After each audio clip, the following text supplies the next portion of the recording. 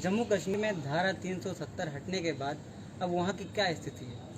देखिए, जम्मू कश्मीर जो है वो भारत देश का एक अभिन्न अंग है, भारत देश का एक अभिन्न हिस्सा है। 26 अक्टूबर 1947 को जम्मू कश्मीर भारत देश का हिस्सा बना, भारत देश के अंदर जुड़ा। जम्मू कश्मीर के अलावा भारत देश की 365 देशी रियासतें थीं, जिनको मिलाया सरदार वल्लभ भाई पटेल ने।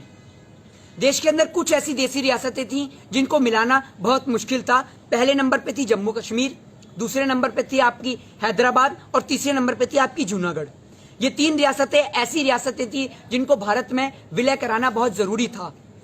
जब देश आजाद हुआ तो इनके सामने दो शर्तें रखी गई, या तो आप भारत में विलय करिए या पाकिस्तान में विलय करिए या फिर आप स्वतंत्र रहिए। तो जो जम्मू कश्मीर है उसने स्वतंत्रता की मांग करी, और जो हैदराबाद है, हैदराबाद के निजाम जो है उन्होंने भी स्वतंत्रता की मांग को रखा।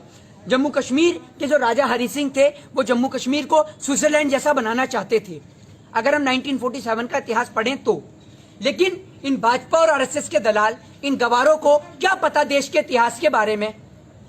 अभी कुछ समय पहले जब 5 अगस्त को जम्मू कश्मीर से धारा 370 को हटाया गया, तब 5 अगस्त 2019 को जम्मू कश्मीर से धारा 370 को हटाए जाने के बाद जम्मू कश्मीर के अंदर लोगों को यह मैसेज दिखाया जा रहा था। एज अ इंडियन, मैं दिल्ली से हूं, जो कि हमारे दिल्ली के अंदर लोगों को यही मैसेज दिखाया जा रहा था कि जम्मू कश्मीर से धारा 370 हट जाने के बाद देश की दलाल मीडिया सोशल मीडिया पे लगातार ट्रेंड कर रही थी, नेशनल चैनलों से ट्रेंड कर रही थी कि जम्मू कश्मीर से धारा 370 हट जाने के बाद हर एक व्यक्ति वहां पर मकान खरीद सकता है, हर एक व्यक्ति जम्मू कश्मीर में आ जा सकता है। जबकि कहानी इसके विपरीत हुई। जम्मू कश्मीर के अंदर आतंकवादी घटनाएं दिन प्रतिदिन बढ़ती गईं, डे बाय डे इसमें इजाफा होता रहा।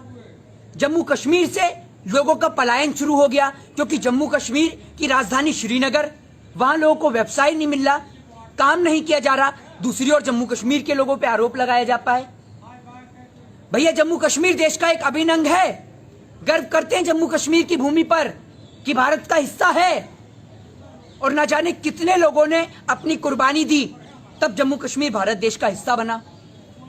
देश के लोग आरोप लगाते हैं, देश में ही रहने वाले कुछ लोग सवाल खड़े करते हैं, जम्मू कश्मीर के अंदर तो देशद्रोही रहते हैं, जम्मू कश्मीर के लोग तो देश का झंडा नहीं लहराते, जम्मू कश्मीर के लोग तिरंगा नहीं लहराते। अरे भैया, जम्मू कश्मीर का हर एक व्यक्ति देश से प्यार करता है, अपनी भारत माता से प्यार करता है, भारतीय संविधान से प्यार करता है, भारतीय जुडिशरी में विश्वास रखता है और भारतीय संविधान के दायरे में चलना जानता है, भारतीय संविधान में रहकर अपने देश को चलता है और अपनी बात को कहता है। लेकिन इस तरीके का मैसेज पूरे देश के अंदर जम्मू कश्मीर को लेकर क्रिएट कर देना, ये एक बहुत गलत बात है। 1990 की अगर हम बात करें, 1990 विश्वनाथ प्रताप के समर्थन से भारतीय जनता पार्टी की सरकार जम्मू कश्मीर के अंदर थी, जो लगातार जम्मू कश्मीर के अंदर ट्रेंड किया जाता है कि कश्मीरी पंडितों को वहां से भगाया गया। तो ये बात देश के तमाम लोगों को आज जानने की आवश्यकता है कि आखिर जब 1990 में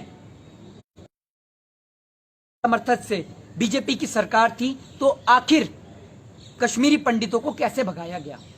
बीजेपी ने राजनीति का एक प्रोपोगेंडा खेल विश्वनाथ प्रताप के समर्थक से कश्मीरी पंडितों को भगाया। कश्मीर का कोई भी व्यक्ति, चाहे वो हिंदू हो, मुस्लिम हो, सिख हो, ईसाई हो, वो कभी भी कश्मीरी पंडितों के साथ में कोई भेदभाव नहीं करता, उनसे प्रेम करता है। मैं भी ब्राह्मण समुदाय से आता हूं, मैं भी पंडित परिवार से आता हूं। जो हमारे कुछ जो कश्मीर से यहां आके बसे, तो उनके सामने हमने उनसे जब वार्तालाप करा तो उन्होंने हमें यही बताया कि लगातार कश्मीर के अंदर कश्मीरी पंडितों का शोषण हो रहा था, और सरकार थी बीजेपी की, क्यों हो रहा था।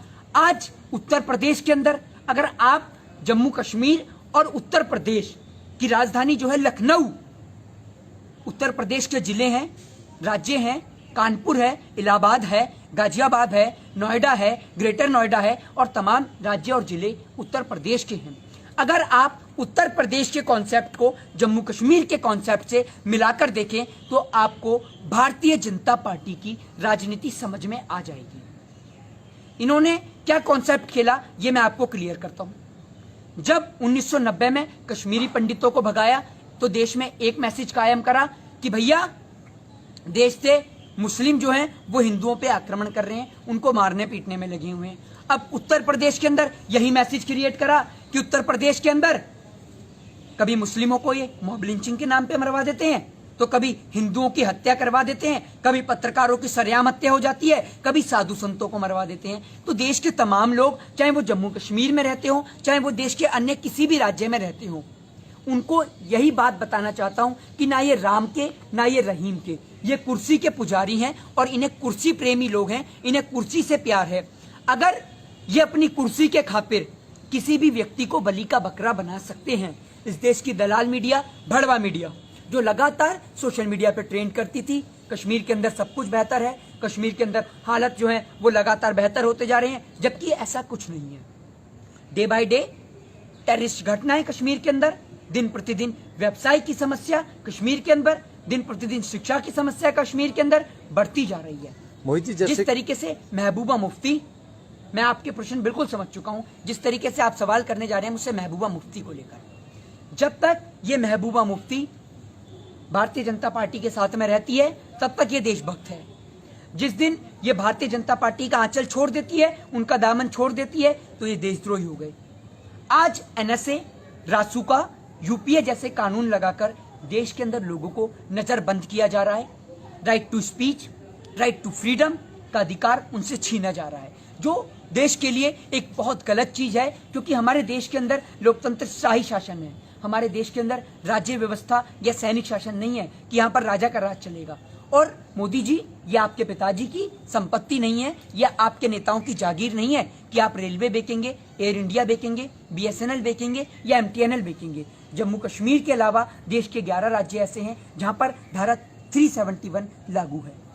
वहां से देश के प्रधानमंत्री जी कब धारा 371 को हटाएंगे?